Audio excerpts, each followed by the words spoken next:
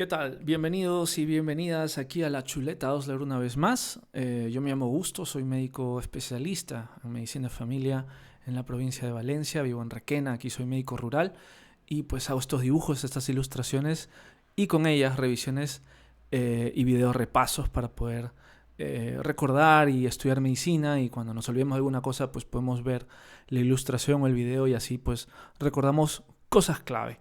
Hoy día vamos a hablar acerca de bronquiolitis aguda. Estamos acercándonos a la temporada de bronquiolitis, a donde sube la incidencia, que es justamente entre otoño e invierno, ¿no? Aquí en Europa es más o menos entre octubre y marzo, muy importante, ¿no? Otoño e invierno es donde aumenta la incidencia de bronquiolitis, y es muy importante como médicos generales, como médicos de familia, tener en cuenta aquello en caso de que nos venga un niño con enfermedad infecciosa respiratoria, ¿no? Muy importante identificarla, hacer un buen diagnóstico y tomar una buena decisión acerca de si es que ese niño o niña se puede ir a su casa con cuidado de sus padres o si se tiene que ir a un centro más especializado para ya sea una observación continua o un ingreso hospitalario finalmente, ¿no? Muy, muy importante.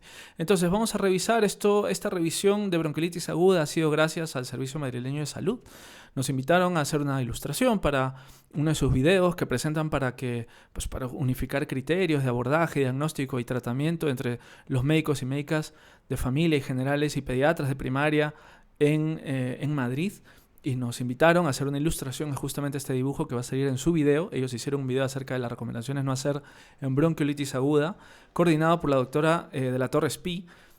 Pero nuestro contacto ha sido con la doctora María Victoria Ángeles Rabanal, a quien le agradecemos muchísimo la oportunidad de poder estar en un video del Servicio Madrileño de Salud y luego de permitirnos utilizar la ilustración para hacer esta revisión, ¿no? Primero echemos una mirada a este niño o niña muy pequeñito, en un lactante, a lo mejor tiene 2-3 meses, con aleteo nasal, ¿no? Con las fosas nasales muy abiertas y luego casi como adormilado, aletargado. Es verdad que muchos niños, niñas vendrán llorando y el llanto es vigoroso. Ese niño que escuchamos desde la consulta, lo escuchamos en la sala de espera llorar, a lo mejor no está tan malo, pero el niño que no escuchamos llorar, que lo vemos como perdido, desatendido, o no poniendo atención, que no juega, ese es el niño que nos preocupa, ¿no? Y luego la retracción, que la hemos hecho muy marcada, ¿no? El tiraje intercostal, la retracción supraesternal, subsifoidea. Muy importante, porque eso también nos da una idea de la dificultad respiratoria. A veces hay una disociación entre los movimientos del tórax, un bamboleo entre el tórax y el abdomen, que eso también nos tiene que llamar mucho la atención, porque eso significa que hay infección de vía respiratoria o afectación de la vía respiratoria baja, ¿no? Acordémonos que tenemos alta y baja. La mayor parte de catarros virales son de vía respiratoria alta, ¿no? Por encima de la glotis. Mocos en la nariz, mocos en la garganta, a lo mejor dificultad para respirar, pero porque hay muchos mocos, ruidos de transmisión, mucha tos, etcétera, ¿no? Y a veces la dificultad para comer, para respirar, para dormir viene de los mocos que están en la nariz. Pero aquí estamos hablando de una afectación de la vía respiratoria baja. Entonces hay retracción, tiraje, y en la auscultación hay alteraciones que ya mencionaremos, ¿no?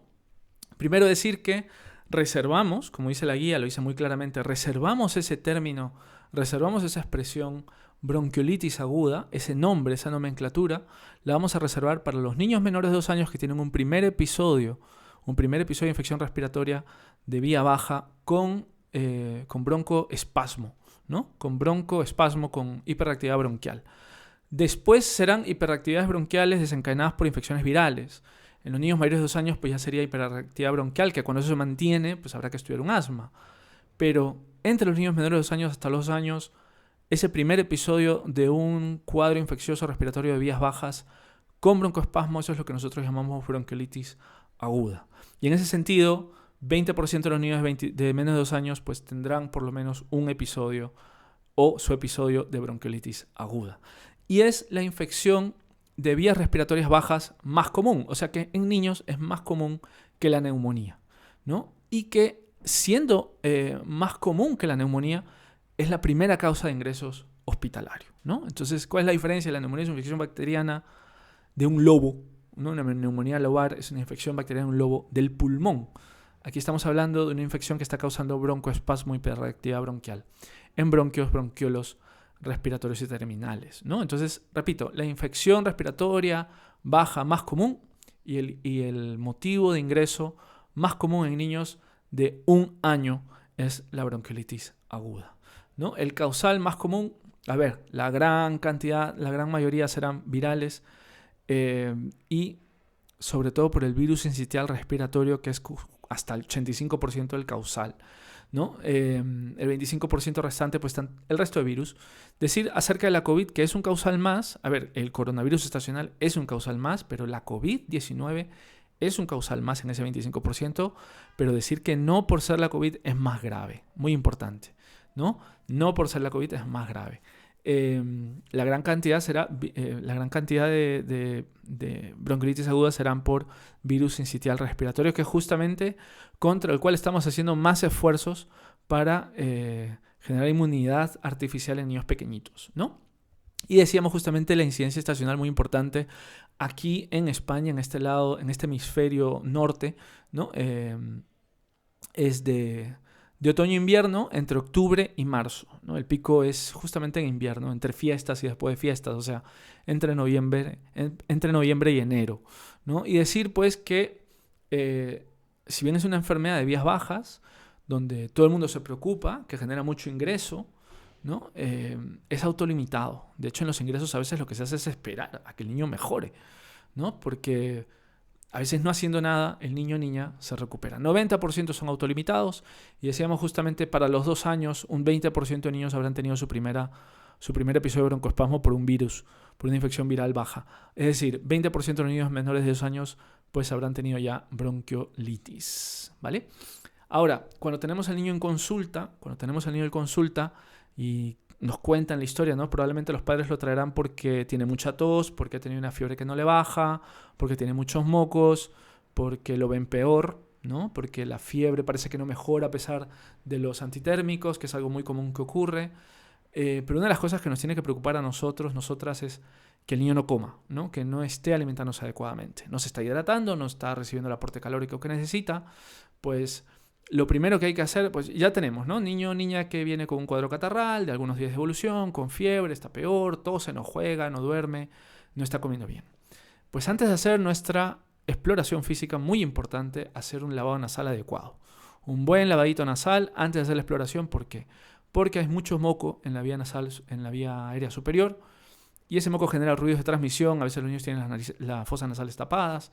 Entonces con un lavadito nasal abrimos un poco la vía superior y eso nos va a permitir que la auscultación sea mejor, ¿no? Una auscultación mucho más adecuada, más real, ¿no? Porque los ruidos de transmisión pueden simular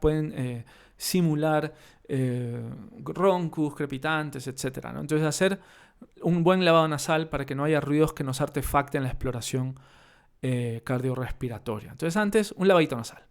¿Y qué encontramos en la auscultación? Pues sibilantes y crepitantes. Sibilantes porque hay broncoespasmo, sibilantes porque hay bronquioloespasmo, por decirlo así. Entonces sí, suena y silba el aire cuando pasa por ahí. Pero sobre todo crepitantes porque hay atelectasias obstructivas. Y ojo, que no necesariamente significa que hay neumonía, ¿no?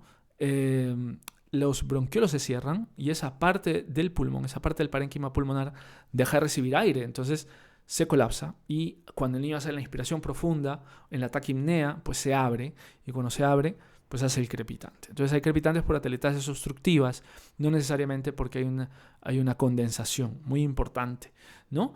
Entonces el aspecto, repito, hemos dibujado un niño bastante malito, con aspecto de enfermedad, no muy decaído, como que no se conecta, no responde a los estímulos y está luchando por respirar y ha dejado de comer porque no puede respirar. Muy importante.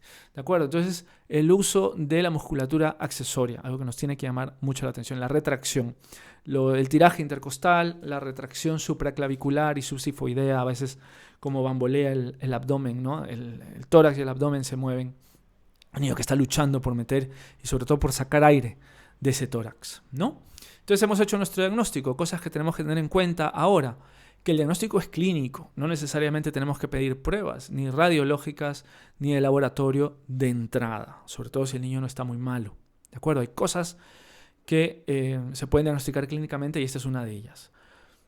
No hacer, sí que hay pruebas, ¿no? Porque nosotros podemos excluir la posibilidad de una neumonía, pero repito, no tenemos que hacerlo de buenas a primeras, sobre todo si el niño está bien y sobre todo si tenemos el diagnóstico clínico claro. Está claro que el niño tiene un catarro y probablemente está haciendo una bronquiolitis. Tenemos el diagnóstico de sospecha con una alta probabilidad. Lo que hay que hacer es una buena higiene nasal, mantener esa vía aérea superior clara, ¿no? Limpia. Entonces, lavaditos nasales, enseñar bien a los padres cómo hacerlos. Y recordar que no hay tratamiento farmacológico específico. Hay broncoespasmo, pero no hay beneficio de los broncodilatadores. Hay inflamación, pero no hay beneficio de los corticoides. Hay crepitantes, pero no hay beneficio de antibióticos porque no es una infección bacteriana. Claro, y habrá gente que se pregunte, ¿pero por qué si hay broncoespasmo no le voy a dar broncodilatadores? Porque los datos clínicos, porque la biología y a través de los resultados de los estudios determinan que no hay diferencia en utilizar broncodilatadores o no. Ya sabemos que hay un mecanismo y una farmacocinética y una farmacodinamia que son broncodilatadores, que son beta-adrenérgicos y que se supone que van a abrir el bronquio, pero a la hora de hacer los estudios, pues la ciencia nos dice que no hay beneficio, que no hay diferencia. No hay menos enfermedad, no hay menos riesgo de complicaciones y no hay menos días de ingreso. Entonces, no broncodilatadores, no corticoides, no adrenalina inhalada, muy importante, ¿no? No estamos hablando de laringitis y tampoco funciona aquí, ¿de acuerdo? Lavados nasales, vigilancia, control de la temperatura y de los síntomas, ¿no? No hay tratamiento farmacológico específico. Si tiene fiebre, pues antipiréticos, con el objetivo de lograr alivio, de que ese niño o niña pueda descansar mejor. Justamente por eso también hacemos los lavaditos nasales, ¿no?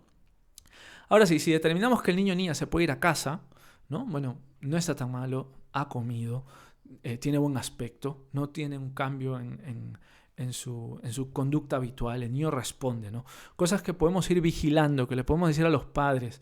Acuérdense que esto del manejo de las expectativas de los padres es muy importante. Aparte de escuchar, si bien es cierto es una consulta pediátrica a un niño o niña que no habla, a quien tenemos que escuchar es a los padres, ¿no? Entonces los padres tienen una expectativa de atención, una expectativa de salud, una expectativa de tratamiento. Yo quiero que me den medicamentos, vengo aquí para que le den algo al niño, ¿no? Entonces, decir que comprendemos esas expectativas, que las tenemos anotadas, apuntadas, y explicarles, ¿no? En esta enfermedad los medicamentos no hacen bien, los medicamentos no tienen un papel esencial importante, ¿no? Lo que podemos usar son antipiréticos y los medicamentos son estos. Y no se los vamos a dar porque no está respirando bien, sino porque esto va a ir mejorando poco a poco y nosotros tenemos que ir vigilando. Y ahí viene la parte de formación, de educación, que la hacemos en la consulta, diciéndole a los padres lo que podemos hacer en casa, ¿no? ¿Qué es lo que tenemos que ir viendo que sucede con el niño o con la niña, ¿no? El aspecto, si está muy irritable, pero sobre todo si está letárgico, ¿no? Que el niño ha dejado de jugar, de moverse, de responder, ¿no? Un niño con letargo nos preocupa muchísimo. Regresen si es así. Y la palidez y la cianosis, ¿no? La palidez sugiere un fallo circulatorio. La cianosis sugiere un fallo respiratorio, ¿no? Y probablemente circulatorio también. Ha perdido la capacidad de ese cuerpo de eliminar dióxido de carbono. Y por supuesto el rechazo del alimento, lo que decíamos, muy importante, que siempre hay que preguntarlo también. Está comiendo menos, está durmiendo menos, pero está comiendo menos, está haciendo menos pis. Muy importante. El rechazo del alimento hay que anotarlo. Y si ven que el niño o niña ha dejado de comer, tráiganlo por favor. Y probablemente no coma no porque no tiene hambre, sino porque no puede respirar. ¿De acuerdo? Y la taquipnea, si el niño es mucho más joven, mucho más bebito, pues respirará normalmente más veces. Entonces, menos de 6 meses, más de 40 respiraciones nos tiene que llamar la atención. Más de 6 meses, más de 30 respiraciones por minuto nos tiene que llamar la atención. Y por supuesto que sature menos. Esto a lo mejor lo podemos hacer en consulta. Los saturímetros de adulto a veces no funcionan en los bebés muy pequeñitos. Los bebés son muy pequeñitos, ¿no? Entonces en consulta nos tiene que llamar mucho la atención si un niño o niña está respirando muchísimo y satura 94%. No tiene mucho sentido, ¿no? Tener con tanta taquipnea una saturación por debajo de 95. Muy importante. Aparte de estas cuestiones médicas, y es algo que muy bien resumen las recomendaciones no hacer, tener en cuenta las condiciones socioeconómicas, los determinantes de salud de la familia, ¿no? De la familia del niño y de la niña.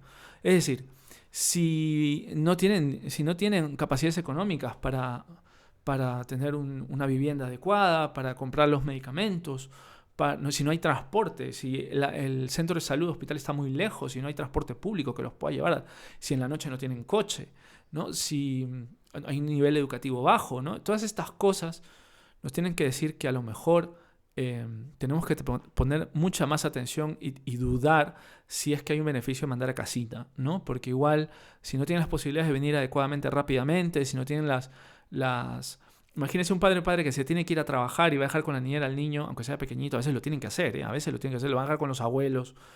mejor me lo quedo yo, ¿no? Todas estas cosas determinantes de salud que van más allá de lo médico tenemos que preguntarlo. Esos son los verdaderos antecedentes familiares. Los verdaderos antecedentes son esos, son los determinantes socioeconómicos, los determinantes de salud. Y luego hablar de la gravedad, ¿no? Hemos hecho nuestro diagnóstico, un diagnóstico clínico, y luego hablar de la gravedad. ¿Y por qué es importante? Porque eso nos va a decir si es que con tranquilidad le podemos mandar a casa o nos lo tenemos que quedar, ya sea en observación o en planta de pediatría, o se tiene que ir a una UCI, ¿no? Y no voy a hablar acerca de la escala que utilizamos, no voy a hablar en detalle de cómo se hace el puntaje, pero te lo voy a mencionar y te lo voy a explicar para que lo vayas a buscar. La escala de tal modificada, aunque se llame así, la escala de TOL modificada, considera 4 cosas muy importantes. Aparte de la edad, porque acuérdense que mientras más jovencitos, más riesgo, ¿no? Mientras más jovencitos, más riesgo es esa frecuencia respiratoria, si existen sibilancias o no, si hay cianosis, muy importante, y si hay retracción, ¿no? Entonces la combinación de esas 4 cosas, la taquipnea, las sibilancias, la cianosis y la retracción, me da un puntaje que luego voy sumando y voy determinando el riesgo de gravedad, el riesgo de que se complique ese niño o niña, ¿no? Aparte de los determinantes de salud que hemos nombrado. Y eso es lo que te quería compartir acerca de la bronquiolitis aguda, ahora que viene la estación y puede ser que te lleguen más niños más niños malitos, sobre todo con catarro. En el invierno, pues se juntan las familias, se cierran las puertas, se cierran las ventanas, ponemos la calefacción y se juntan. A veces los niños que han nacido en el mes de septiembre o de octubre, pues tienen más riesgo de contagiarse con 3 meses de bronquiolitis porque vienen los abuelos, vienen los tíos y traen los catarrillos y los virus, ¿no? Entonces hemos visto la definición de la enfermedad, hemos hablado acerca de la epidemiología de la enfermedad, hemos hablado acerca de la clínica, el curso clínico, los factores de riesgo que hagan que se haga más grave y las cuestiones que tenemos que poner atención para hacer una buena vigilancia, y también hemos hablado un poco del tratamiento, que es sobre todo no farmacológico, y hemos hablado acerca de cómo es que determinamos la gravedad, ¿no? Entonces conmigo será hasta la próxima. Vamos a dejar la ilustración en la página de lachuletaosler.com. Decir que es la primera ilustración en 4K que hacemos, y de aquí en adelante serán todas en 4K, así que las puedes descargar en lachuletaosler.com. Estamos en Instagram y en Twitter, ahí también podremos las ilustraciones, así que suscríbete, danos un like, comenta en el video, cuéntale a tus amigos y amigas, y conmigo será hasta la próxima.